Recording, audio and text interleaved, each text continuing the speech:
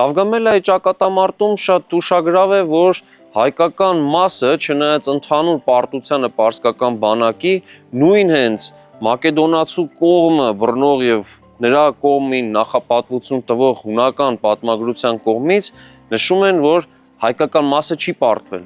Ավելին, Ալեքսանդր Մակեդոնացին, երբ մոտենում էր արդեն Դարեհ երրորդին եւ պետք է արդեն նրան վերցներ իր ձեռքը, այդ ժամանակ նրան տեղեկացնում են, որ իր բանակի ձախ թևը շրջապատված է Աքեմենյան բանակի աջ թևի կողմից եւ զինվորների մոտ կեսը ոչնչացված են։ Եվ Ալեքսանդրը ստիպված է լինում հետագա արշավանքները շարունակելու համար թիկունքից հարվածեն Աքեմենյան բանակի աջ թևին եւ այդպիսով փրկել իր զորքը շրջափակումից։ Եվ հետաքրքիր է ինչ են ներկայացնում Ալեքսանդրի զորավարների հիման վրա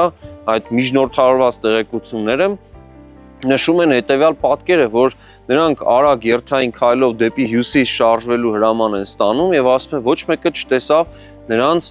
թիկունքը, այսինքն հայկական ստորաբաժանումները որոշում են շարժվել դեպի հյուսիս, այդպիսով չշարունակել ճակատամարտը, որը որ մեր ճակատամարտը չէր, այսինքն հայկական ստորաբաժանումները հայտնվել էին այդտեղ հենց Աքեմենյան Պարսկաստանի արքայի հրամանով, իսկ եթե արքան փախուստի է դիմել մարտադաշտից, ինչու պետք է այդտեղ մնար եւ պայքարը շարունակեր հայոց բանակը։ Նախագծի գլխավոր գործընկերն է Կոնվերս բանկը, ֆինանսական աշխարհի ձեր հուսալի գործընկերը։